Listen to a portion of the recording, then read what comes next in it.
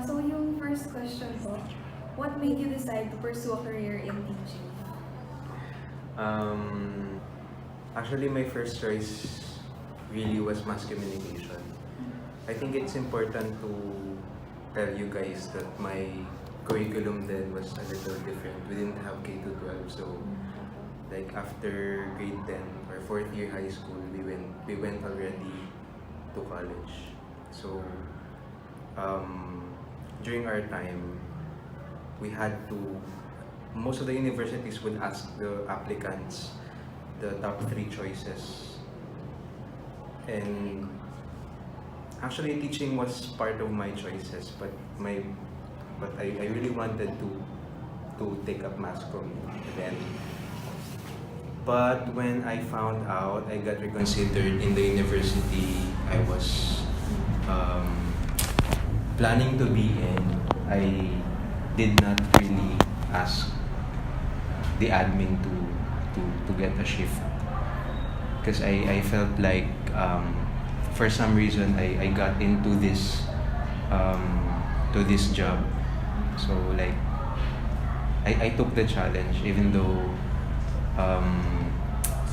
teaching is a little different from, I mean, the nature of teaching requires a lot of things that are a little contrary to my personality because I'm introvert, I'm a little shy, and I tend to like build walls, and I hope you I think you can see that. Yes po. So there, what made me decide? There, it was my second choice. My first choice was mass communication, but the reason why it was part of my choice is because my teachers in high school were good in motivating us. So I thought then I was good in English. So I thought maybe I could pursue something like, any job that would have something to do with English. So there. What other career choices did you consider, and what made your current profession a better choice among the rest? I think I just explained. So my first choice was mass comm. And aside from that, I think my third choice was psychology, something like that. So I think it's close to your strand also. So there. Knowing that there are a lot more of high-paying professions, how did you come up with the idea to pursue the career in education?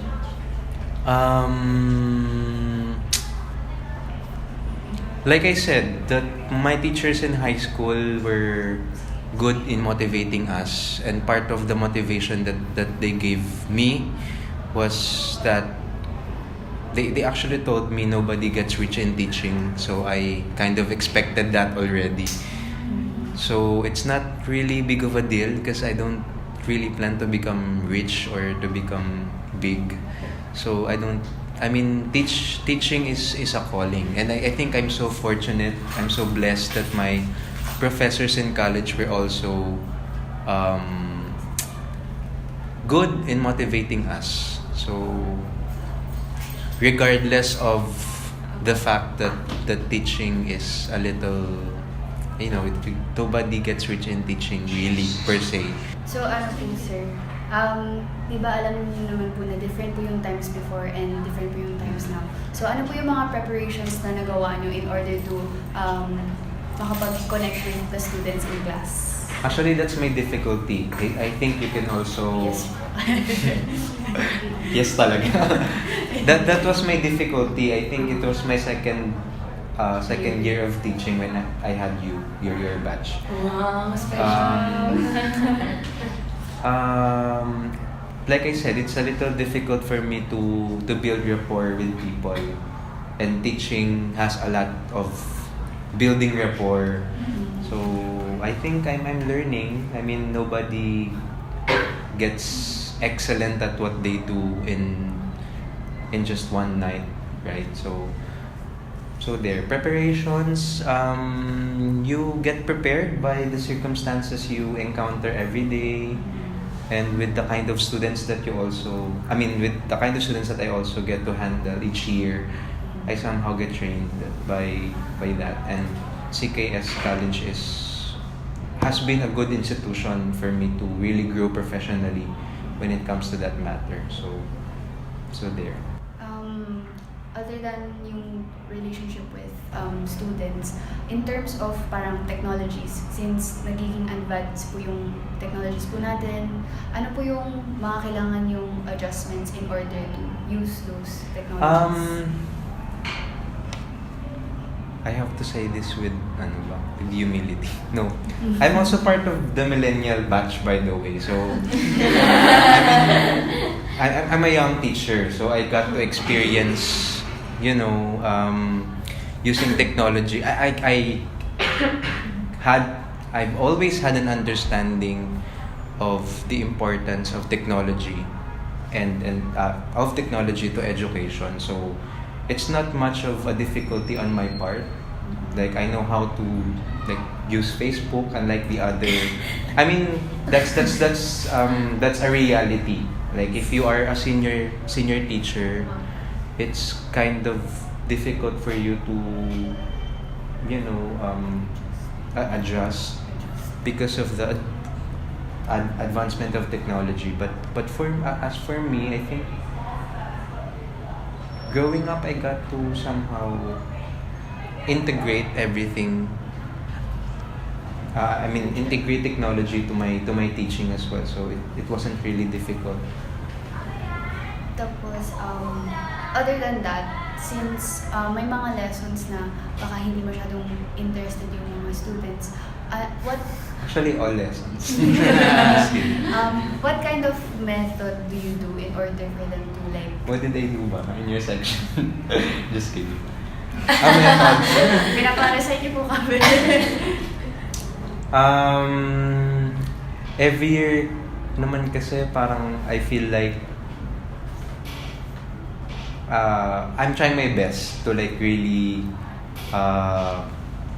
break the wall that I'm building between me and my students. So through activities, games that would somehow tap the interest of the students, like through group activities, through recitations, so things like that. What made you believe po na those methods are appropriate for the students po? How did you decide po? Yeah. Well, we learned about that in college. I mean, it's important that students are motivated as they learn. So if teachers fail to do that, definitely the teaching and learning process suffers. So, I mean, even researchers would say it's very important that teachers know how to be flexible when it comes to the methods that they use in every lesson. Yun lang po. Sir, what were the different challenges that you've encountered from students who came from different religious or cultural background? I should say this is the first institution I got into. Because after I graduated from college, that was 2015, I got hired right away, and I should say it was difficult for me to adjust. I mean, I didn't really have the chance to get exposed into the Chinese community, so it was difficult for me to adjust on that matter, because I'm a product of public high school, and although I have a couple of Chinese friends, I did not really plan to actually go to a Chinese school. So there. What was the question again? What were the different challenges? Different challenges. So there. Cultural, definitely it was difficult for me. But I think I'm adjusting naman every year. Ano po yung strategies and techniques po na ginawa niyo to cope up with or to address those problems? Well, knowing that the nature of my subject is my subject is a language subject, I can easily tap on different cultural subjects like through my sample sentences. And I also teach literature, so whenever I have chances to tap on those things, culturally loaded subjects, I got to integrate it in my teaching. So, Sir, masabi niyo po bang yun, through that, ganun po yung, kumbaga, ganun niyo po binago yung approach niyo to address the students po? I think so. I mean, of course, with the help of the senior teachers here as well, because I couldn't do everything by myself. I know I was oriented. I mean, I was people who have been here for a long time also oriented me on things that work when it comes to teaching. So I think I'm blessed. I mean I'm fortunate that I got to work with them. So there you go. From your observation, what are the commonalities and ano po yung what united them po? Commonalities in Yung mga student po, ano po yung pagkakaparang sa commonalities. Lahat sila change. Ano po yung feeling sa kanila? Well, they come from Chinese families. I think that's one commonality. Differences naman, kasi as a teacher, you would really see how a section has an identity. Like even if it's a group of people, it's like a person with different personalities then. So I remember yours. Your section was quiet and at the same time participative. Yeah, actually I was a little intimidated at first kasi parang these people are quiet, so parang okay, so what do you want me to do? So there. Next po, what strategies do you implement to make the class harmonious despite their diversity? Sorry, what strategies do you implement to make the class harmonious? harmonious? Despite ng pagkakaiba nila. I guess I vary my methods, my approaches. It's very important if you're a teacher, you really have to be flexible because there's no best approach in teaching. There's no best approach in teaching. Only appropriate. I mean, there are always, in teaching, there will always be a lot of different factors that you need to consider. Number one would be the nature of the subject you're teaching, the nature of the students, the nature of personalities of the students.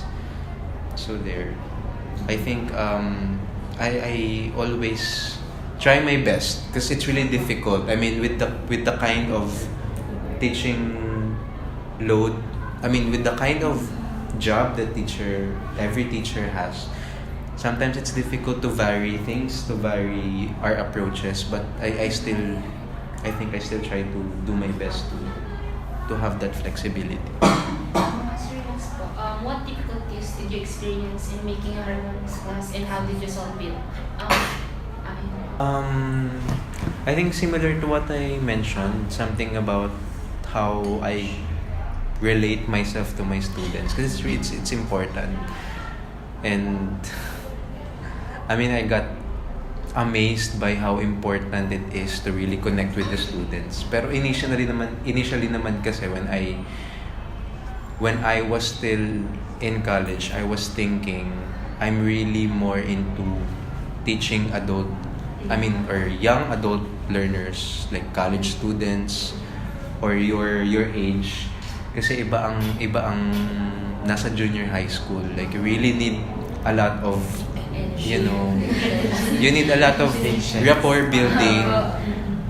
It's not part of my personality, but I'm trying to cope with it naman because it's part of my job. Otherwise, my teaching suffers. My methods won't work.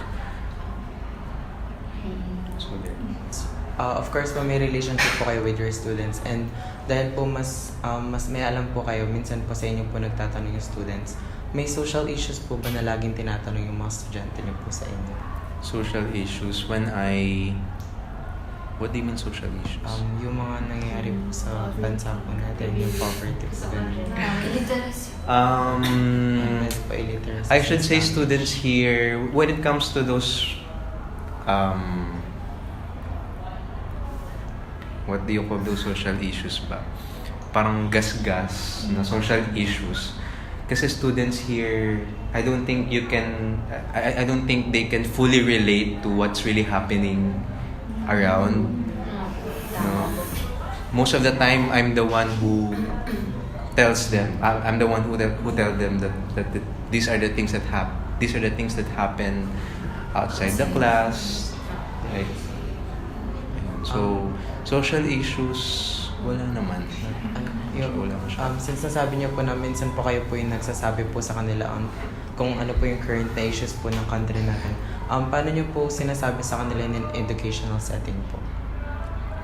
How do I tell them? Paano niyo po ina-address yung mga issues po if may current po na naapektuhan po sila? Well, it's not like I just thought of okay, gagawin kasi sabihin ko sa inyo. It's not like that. It's always it depends on whether it calls for that. And definitely during the course of the school year, things like that would come up. So every time I can somehow teach students values about being aware on their surroundings and social issues, I try my best to make them aware and to open their eyes. So there. When addressing yung issues po na ganun, feeling niyo po ba yung view niyo po sa issue na yun na aapektuhan po kung paano niyo po sinasabi po sa kanila issue? We're talking about social issues now. Not really. I mean, not really. Because I basically work with young people. So it's not like their principles would affect me. So it's not like that. And vice versa. Like, Vice versa. I think so. I mean, I think somehow I got to influence the minds of my learners. That's why teaching is also a crucial job in the development of values and character formation of every learner, especially for junior high students, because it's the time when they're really exploring things. So I need to say the right words. I need to make sure that I'm being careful that nobody gets offended by whatever social issue I'm tackling. So in teaching po, how do you find balance po since culture po yung issue po na experience niyo po before, paano niyo po na-find yung balance na hindi po kayo mahihirapan na magturo and makaka-relate pa rin po yung mga estudyante? it was difficult. I mean, I have to be honest. It was difficult. Because actually, I got a bit of a culture shock when I got here, guys. So, it's difficult. Balance is such a difficult thing to achieve in teaching. Because, I mean, with the kind of job that every teacher has, like what I said, there are so many things that you do. Not only do you prepare lesson plans, not only do you prepare your presentations, you also check papers. So there are so many things you need to do in just a day. So I mean, it takes experience, it takes skills to really have that balance when it comes to teaching. And I think I'm on my way there. I don't think I'm already, able to address everything all at once. Because like what I said, I'm a young teacher, so I'm still improving.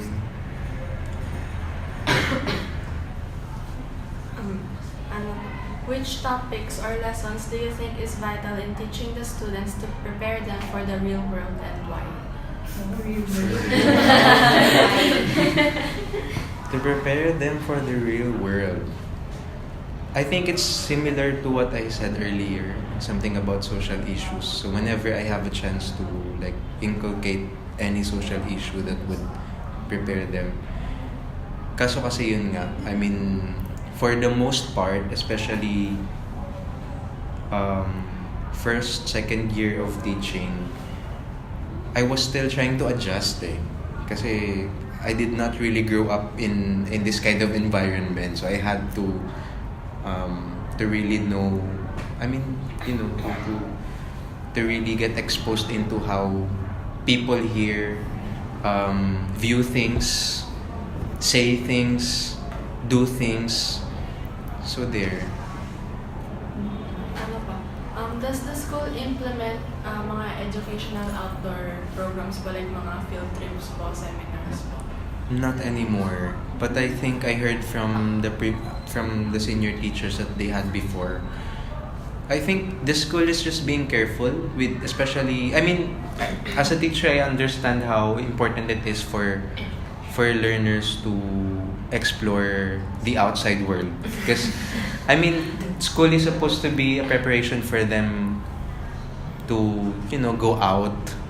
And the best way to do that is to expose them to the outside world. I definitely understand how important outdoor activities, academic activities are, but I think the school is too strict when it comes to that. I think we just want to be careful because of the past incidences that happened that involved death or what do you call this, accidents. So there, you look familiar. Were you here? Were you Hindi. Kamukha niya si ano. May kamukha siyang kaklase mo. Kabatch mo. May kamukha. Parang si DT. Si Marge po ba? Marjorie. Is it Marjorie? I forgot the name. Pero you look familiar. Or baka kamukha. Fake child. Why do you think that preparing the students for yung outside world, bakit po siya importante? It's very important. I mean, it's very important because school, I mean, I'm speaking as an adult now. I'm speaking as a working person now. And I could say with the kind of environment I had during my high school years, as compared to the kind of environment my students have here, it's really different. It's really different. I mean, I can say public high school students are trained when it comes to, I mean, street stuff. They're more. We're more street smart. I mean, without. I mean, I'm not saying this to I mean, that's my observation coming from a public high school myself. So I know how different it was. So there, it's very important because sooner or later, these junior high school students of mine will really get to have a taste of the outside. So it's very important. It's just that the school is being careful when it comes to that matter. Considering that every student experiences different upbringings from home, what approach do you use on disciplining them? I wasn't really strict Oh. until now, actually. Sweetest teacher.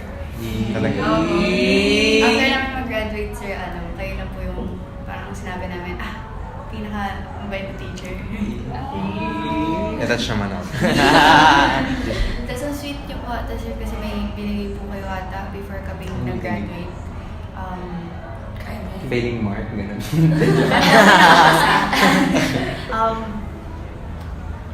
Kayo lang po ata nag-speech sa amin, sir. Really? Ng babay, I gano'n. forget about that. Opo, parang gano'n. Hindi kasi, ayun nga, I was adjusting pa. Parang Really? At the end of the school year kasi I reflect parang have I been an effective teacher? Have I prepared my students to like experience different stuff when they get out of the school? So parang I don't want you to go naman without, you know,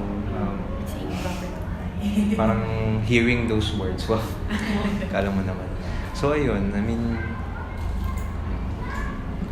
I'm not really strict, but I'm starting to become stricter because each year I get to develop my craft.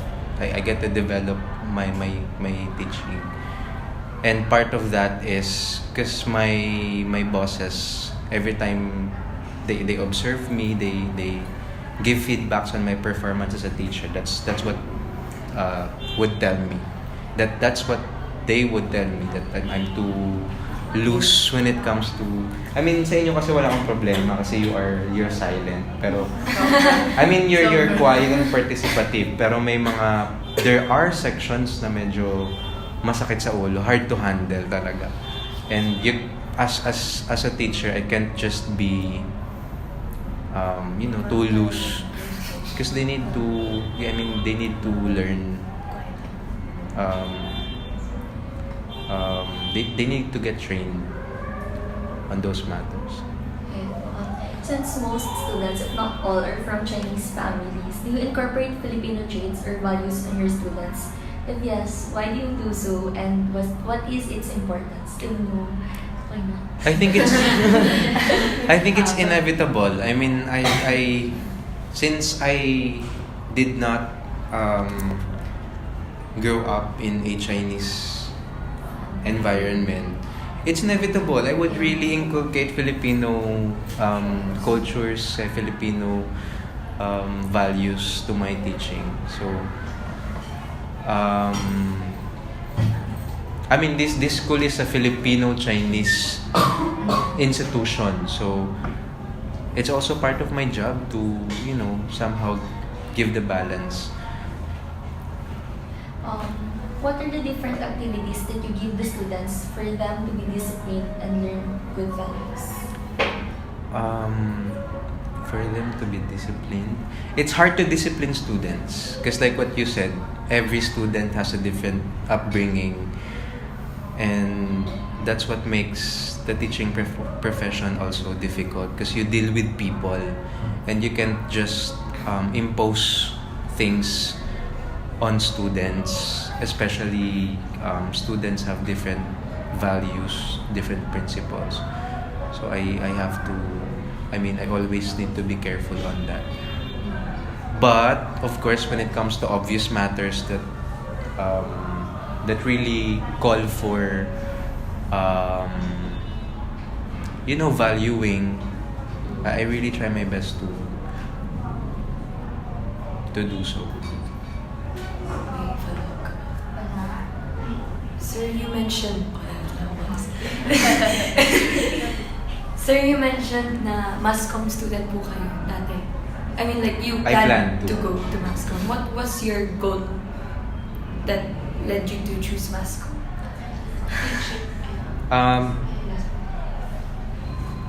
I wasn't smart when I was in high school. Journalism was my favorite subject then. That's one. I mean, that's the number one factor because my journalism teacher then was really good, and she was able to influence me in so many ways that I thought I could be somehow be in a job that would somehow have that kind of nature. Broadcasting, DJing, things like that. So, did it change over time since you went to the teaching profession? My professors in college were very good in making us stay in this profession. I mean, definitely our professors would say, I remember my professors would say, number one, you won't get rich in teaching. So if you're planning to get rich and you want to be a teacher, shift to other courses. right away. But teaching is really a calling. It's really something that you choose because you want it. And like what I've always been spiritual kasi. So I kept on praying. I mean, maybe if God put me into this profession, I have a role somehow to make.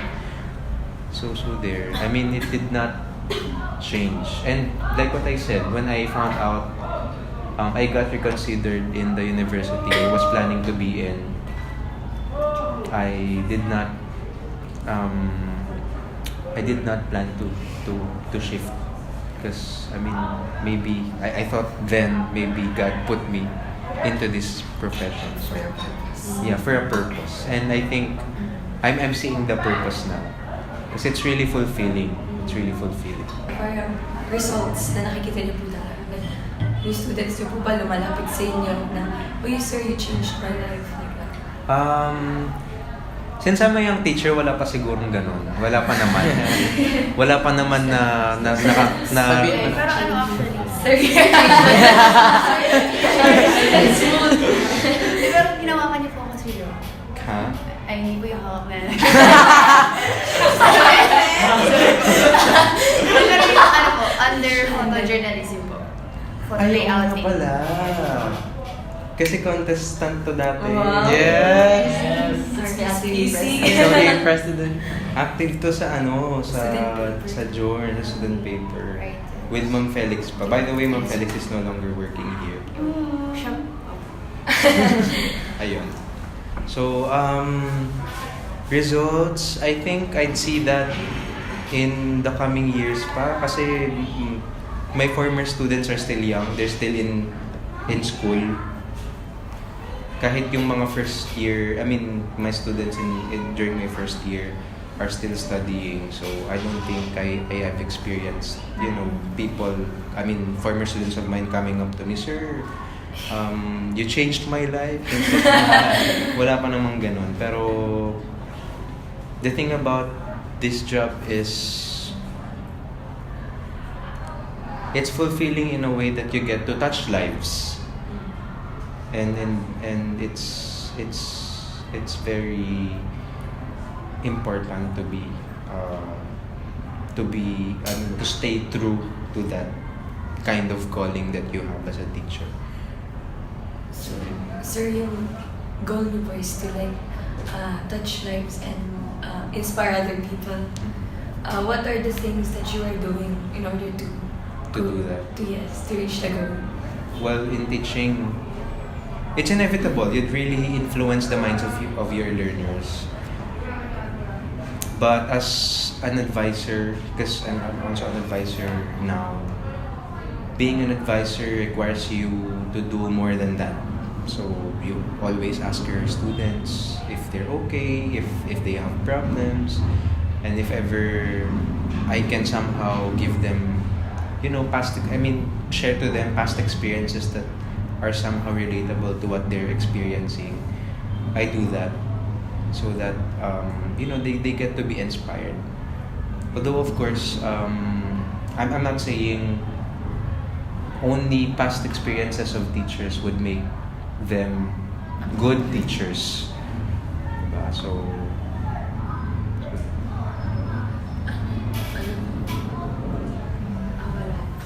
that's all.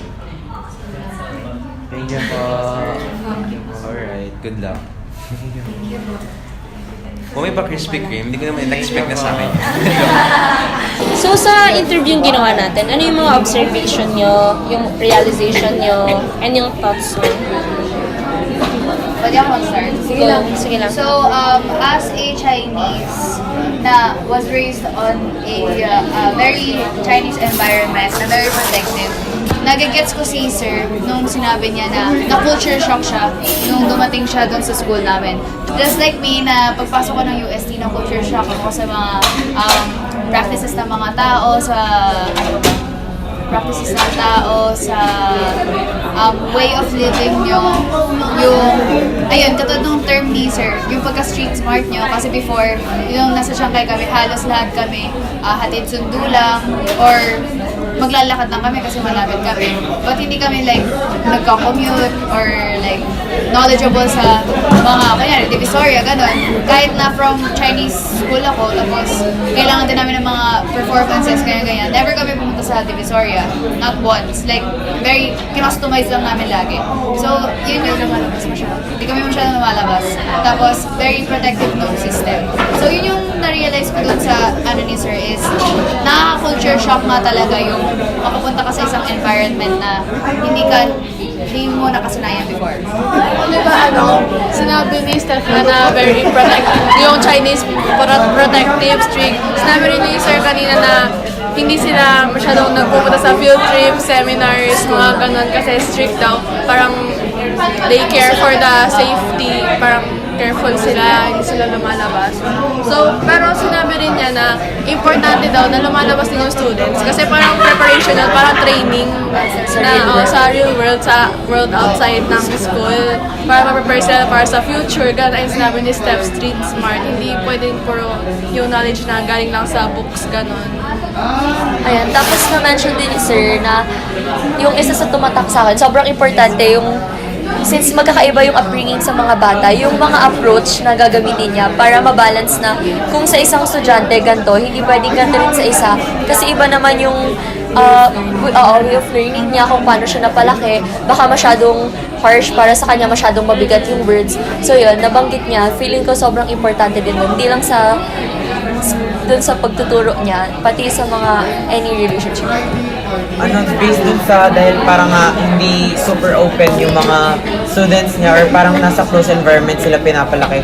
Pinakagusto ko sa mga sinabi niya approach na is yung fact na siya mismo in-incorporate niya dahil nga language siya, in-incorporate niya yung mga nangyayaring issues sa atin para at least yung mga estudyante niya pag lumabas kasi nga after ng junior high school, kailangan nilang alam yung mga nangyayari sa country natin.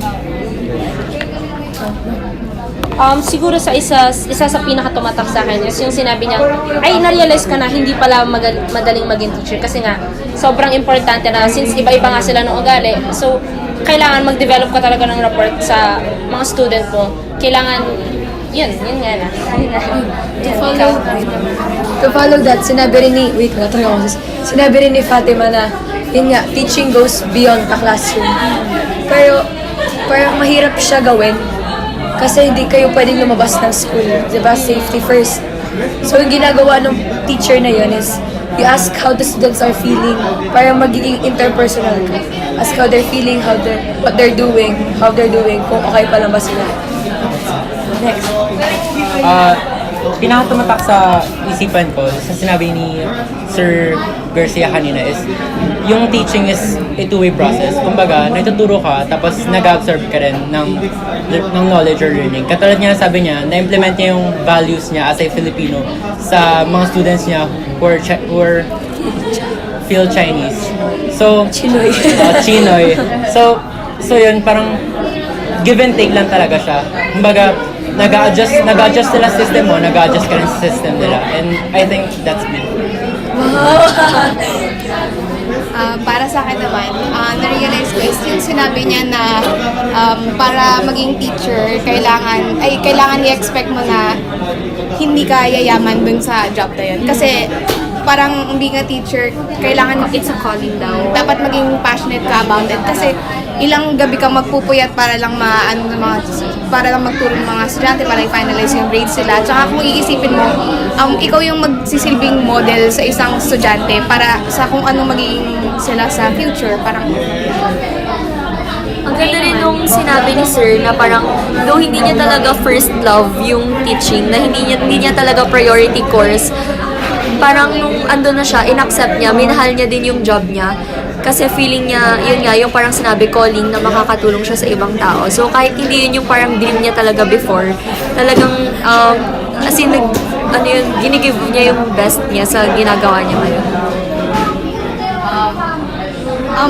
Tsaka, isa rin na reason kung bakit siya naging teacher is parang influence dahil sa mga teachers niya, yun nga, nagsilbing model sila para sa kanya para maging, niya yung decision niya na maging teacher. Ayan. Ikaw naman.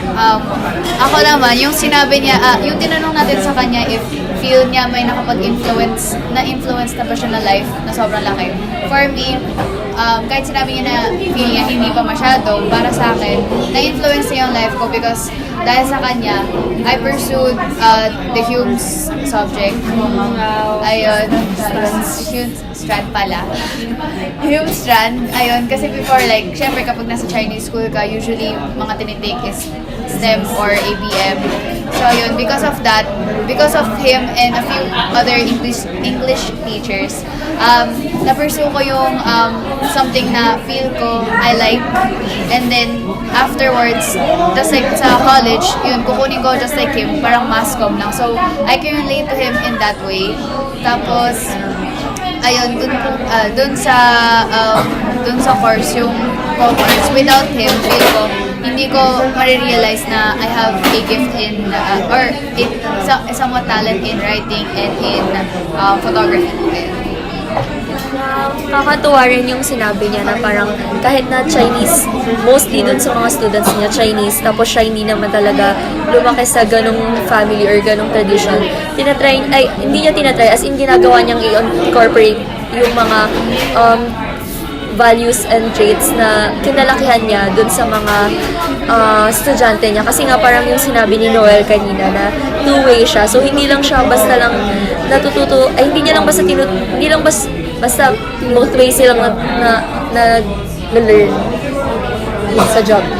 Tapos maganda rin yung sinabi niya about sa dapat lagi niyang fina-find yung balance sa pagtuturo, sa pakikipag-interact sa kanila, tapos lalo na yung pagdating sa lessons na rinirelate niya yung mga alam niya bilang isang pure Filipino, tapos sa mga Chinese na values ng iba. Tapos gusto niya na parang ma-find yung balance sa dalawa, parang relatable sa kanya na madali niyang maturo, tapos relatable sa mga estudyante niya para madali rin nila matutunan.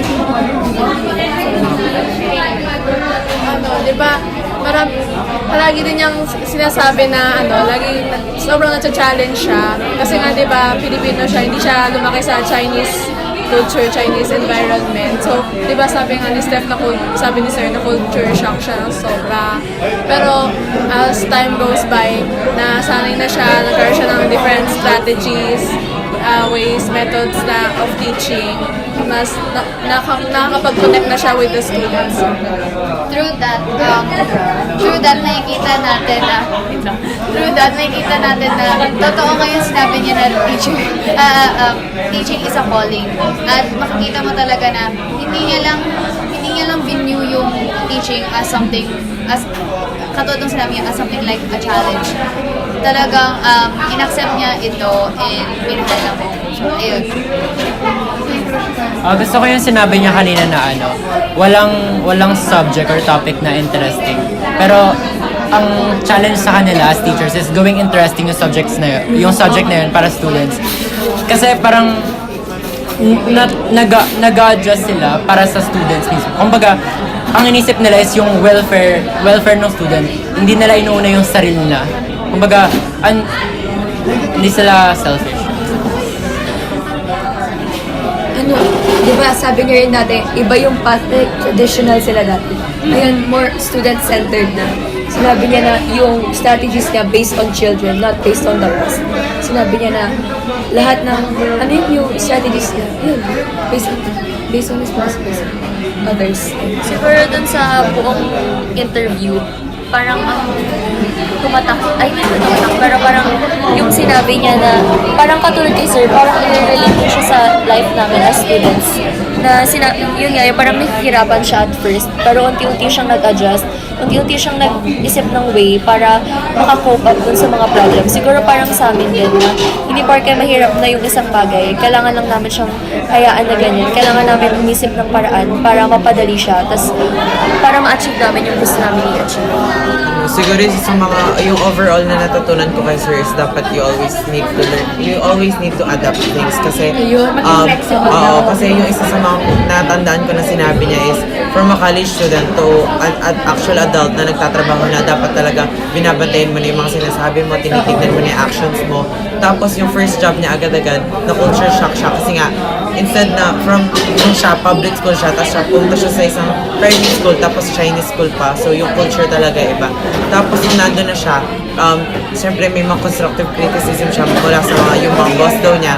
Kasi sinasabi lagi na kailangan more discipline, mas maging strict siya, kaya lagi siya nag-a-adapt. So since nung mga first batch niya hanggang sa ngayon nagbabago pa siya unti-unti. Pero kasi about sa goal niya, yung goal niya na maka-inspire na isang tao, tsaka yung goal niya na parang isang araw na parang talagang tatatak sa mga estudyante yung mga tinuturo niya.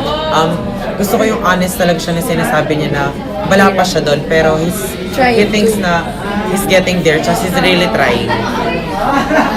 Para sa akin, yung nakita ko na one of the reasons why hindi ganun ka-open yung mga bata pagdating sa mga social issues. Kasi, yun nga, sobrang higpit ng security nila, like safety ng mga estudyante, kaya walang field trip kayo. Kaya hindi sila ganun ka-open pagdating sa mga nangyayari dun sa bansa natin, for example. Ganun. Tapos, kaya maganda na in his own way, whenever he can, nagagawa niyang mag-share tungkol sa mga nangyayari sa bansa natin, mga social ills, ganun. Kaya magandang part yun sa pagiging parang model niya or influencer sa mga bata. Wait lang. Isa sa mga natandaan ko ulit is yung sinabi ni Steph nga kanina, parang close environment, parang hatid sundo. So, ibig sabihin talagang parang nakabantay talaga yung mga parents pagdating sa mga anak nila or sa estudyante nila, sir. So, parang risky talaga na pagdating sa social issues, nag-open siya ng topics, lalo na hindi niya may iwasan na yung point of view niya, masasabi niya about dun sa issue. And hinahanap talaga niya yung balance na hindi niya matatapakan yung tinuturo ng mga parents nila sa bahay sa pwede niya ituro sa school. Pero I think important din na ilabas niya. Like, ano yun? Let the others experience what it's like to be in the real world. Kasi parang sobrang hirap na ma-enclose ka lang sa safety, sa comfort zone mo. Paano pag natapos ka ng high school? Ano na? Yun, like, so dapat, it's the duty then of the teachers to like educate the students beyond the books. Like,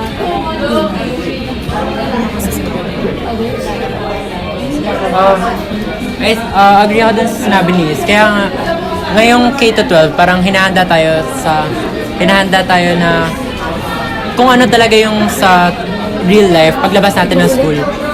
Kumbaga, para hindi tayo ma-culture shock or whatever. Para hindi na yung isa sa mga natandaan ko, unang-una niya sinabi is yung pagdating sa career niya, parang sinabi niya doon na parang wala silang time, hindi ka mukha ng senior high school, may time ka pa mag-shift if hindi mo man magustuhan yung strand. So, yung isa sa mga inisip niya is parang pag namili siya, agad-agad dapat dun siya pumunta. Kamukha ng mass-com tsaka ng teacher. Tapos yung isa pa niyang naisip is yung psych. So feeling ko, nasa path na siya talaga ng pagiging. Kung magkakaroon naman siya ng grade 12, nasa yung strand siya. Yun, katulad ng sinabi nila na kailangan careful ka sa words mo. So teaching, kahit na masyado natin minamaliit ito kasi like, konti lang yung makukuha mong salary, parang hindi ka masyadong mag-gain ng recognition. Na-realize ko through that na teaching is really a very parang sobrang influential siya sa mga tao kasi it can really set you to the path na you're meant to be or it can stray you away from that. So ayun, na-realize ko lang through the interview na kung gaano kahalaga yung teaching sa not only sa kanila pero sa atin din. Agree din ako dun sa sinabi niya kasi parang sinabi ni sir na sobrang influential ng mga teachers niya. So naniniwala din talaga ako dun. So kasi nasa experience mo din kung saan ka mapupunta. Kaya kamukha na sinabi ni Steph kanina, kaya siya napunta sa Strand kasi nga yung English teachers niya at language teacher niya si sir. Kasi nga, kunwari, magugustuhan mo yung isang subject kasi magaling magturo yung isang teacher or interactive siya. Kaya parang, iniisip mo, feeling ko dito ako, kaya kasi dito ako nasanay, dito yung masaya ako, parang gano'n. So kanina sinabi ni sir na, kanina tinanong natin sa kanya if, ayun, nag-teaching siya. So, yung passion niya ba for mass-com, parang, did it fade away? Nawala ba siya? But sinabi niya hindi. And makikita ko yun. And kahit na tayo, i-relate ko sa atin, kahit na tayo, iba yung hobby natin, tapos iba yung gusto natin ma-pursue sa college. It's just parang patunay lang yung nangyari kay sir na kahit na iba yung pinili nating path, kahit pa paano, pwede natin ituloy yung hobby natin. Just like si Sir, kahit na teacher na siya, he teaches photo layouting katulad sa akin, photojournalism, he still continues his passion. Ayun. So, teaching doesn't hinder it. Ayun.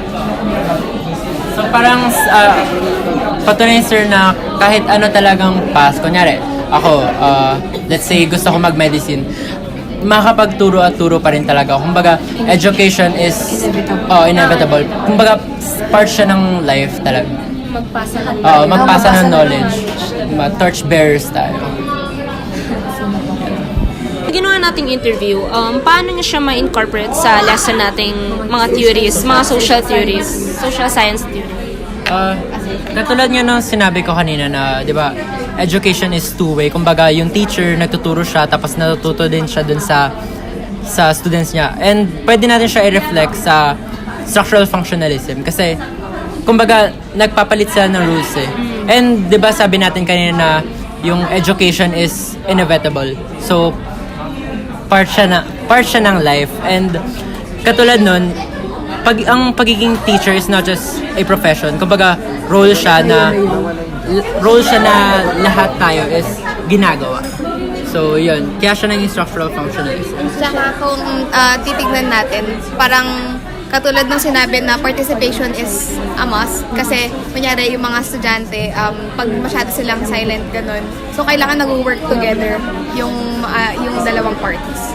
And dito rin tayo natututo makipag-socialize. Dito part yun, di ba? Socialization. Dito natututunan, di ba, sa school? Sa structural, very short lang. Katulad nga nung sinabi ni Noel, so, ayun, for a system to keep on moving and growing, katulad ng school system ng CKSE, even if a teacher na galing sa public, they have to adjust to keep up the equilibrium ng school system na yun. Ayun. Very short. Okay. Dun sa, balik tayo sa symbolic interactionism. Kamukha nung na-mention sa interview kasi nung sinabi niya parang walang tumatak na estudyante sa kanya, sinabi ni Steph na parang tumatak siya sa batch niya kasi nag-speech si Sir sa kanya. Tapos ang sabi sa atin ni Sir, kasi gusto niya every end of the year, nagre-reflect siya. So para kay Sir, parang yung speech niya yun is parang time lang para mag-reflect siya sa class niya and makikita niya kung may naturo ba siya or may tumatak sa mga estudyante niya. Pero para kay na Steph, parang farewell speech siya, tapos motivation siya na after ng alis nila ng Chiangkai or kung magsistay man sila sa Chiangkai, parang dapat dapat magtrabaho pa rin sila ng mabuti, mag-aral sila, ganon. So, parang yung sinabi niya na since ay parang influential ang mga teachers, parang kung anong actions yung ginagawa nila, magre-reflect yun sa mga decisions or mga activities na gagawin ng mga estudyante. So, yung dun din sa symbolic, parang nung sinabi niya nga na culture shock siya, so parang yung ginawa niya is, tinry niyang aralin, or hindi naman aral, pero parang tinry niyang mag-adapt dun sa mga, kunwari, actions or language, or like, kung paano the way they talk, ganon. So, parang naging shared symbol, or parang nagkaroon sila ng commonality, so parang kaya naging ganon. Sa conflict theory naman, it goes to show, Conflict theory. It goes to show how far privileges go. Kunyari, sobrang laki ng separation ng mahirap public school sa private schools. The public schools do not get the luxury of being protected in a safe environment. But this also helps them to be street smart, to know what to use when they go out of school. Kasi minsan yung mga tao doon nagtatrabaho. Yan. Anyway, yung mga naaaral nila doon, na-apply nila.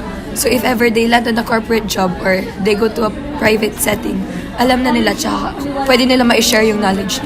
Isa pang structural functionalism. Sige lang. Yung dun sa structural functionalism, parang sinabi nga ni Sir na nag-culture shock siya nung first year or nung first time niyang magturo dun sa school. So parang ang ginawa niya is nag-adapt siya sa mga traditions, hindi naman traditions, pero sa kung anong ginagawa nila para magkaroon sila ng commonalities. Sa mga, di ba nga, galing siya sa public school, sinabi niya na yung mga student daw doon is rowdy, malilikot sila, magugulo, kasi nga masisikip yun. Siguro, yung reason doon is they have to survive on their own. While sa kasi di ba sa private schools, parang mas privileged sila. Kasi di ba, halos mayaman yung mga tao doon. Parang spoon-fed na sila, alagang-alaga sila at mga magulang nila. Tapos pati yung mga teachers, di ba, yung mga staff doon sa school nila, sabi strict daw yung school, inaalagaan yung mga students nila, ganun. So ayun, being raised in a private school, ayun, Chinese school, na-realize ko lang din na baka maybe it's a possibility na kaya nagsispoon feed yung mga teachers or napaka-sheltered nila sa mga students is because natatakot sila sa backlash ng mga from parents. At kasi kung titignan mo, since it's a Chinese school, parang culturally strict, parang may mga kailangan na limits, ganon. Minsan, mga mamaya baka magkaroon ng clash of values, yung mga, kaya wina-watch out niya yung mga yung sasabihin niya.